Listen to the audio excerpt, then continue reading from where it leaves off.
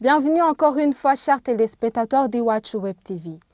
Au moment où la période électorale tire à sa fin, le Conseil national de la communication invite la presse à accompagner les institutions élues à mettre en application les promesses faites lors de la campagne.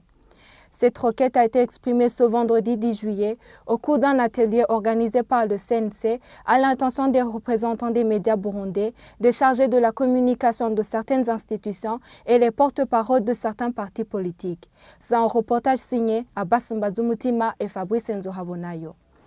Le rôle de la presse et des médias en général est capital pour un accompagnement efficient d'une telle dynamique de changement. Au cours de cet atelier, différents invités, dont le maire de la ville de Bujumbura, différents directeurs des médias, les porte-paroles des différentes institutions et différents partis politiques, ainsi que les représentants des organisations d'appui aux médias, ont suivi une communication préparée par le consultant Jérôme Niyonzima sur le rôle des médias en période post-électorale. Il a beaucoup insisté sur la redevabilité des élus et l'éducation citoyenne. Selon Nestor Bankumukunzi, président du CNC, il faut renforcer la cohésion sociale en cette période post-électorale et amener les Burundais à regarder dans la même direction pour s'atteler au développement. Il a appelé les journalistes au respect de la loi, c'est son leitmotiv.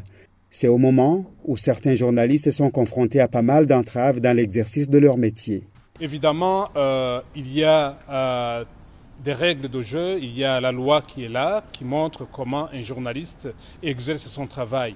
Dans pareilles circonstances, si la loi est respectée, il n'y a donc pas de raison à ce que quiconque l'empêche de travailler en toute liberté, parce que nous savons qu'une presse libre et professionnelle est nécessairement au service de l'intérêt du pays, de l'intérêt général des communautés. Nous demandons donc aux journalistes de travailler en essayant autant que faire se peut de respecter la loi, mais aussi aux différents partenaires qu'il va trouver sur terrain, de bien vouloir comprendre et garder à l'esprit qu'un journaliste est là pour servir l'intérêt du pays. Il n'y a donc pas d'antagonisme. Il peut y avoir une mésentente, une mauvaise compréhension, et dans pareilles circonstances, il faut éviter qu'une quelconque situation dégénère. L'important étant que les gens puissent échanger, discuter pour pouvoir faciliter le travail et des journalistes et de ses partenaires. Invité dans ces assises, le porte-parole du parti Sahwanya Frodebou, Phineas Nigaba, estime quant à lui qu'il faut réactiver des cadres d'expression et de protection des journalistes. Selon lui, il y a des barrières qui se dressent sur le chemin de la liberté de la presse au Burundi. Il y a une restriction au niveau de certains, au niveau de la loi, au niveau même de l'accès à l'information. Vous voyez comment les porte-parole de certains ministères se comportent. Ils refusent la plupart des fois de donner l'information, alors que la population a besoin de l'information, parce que c'est l'exécutif qui doit donner cette information. Si on refuse aux journalistes à l'accès à cette information, c'est-à-dire la population est privée de cette information.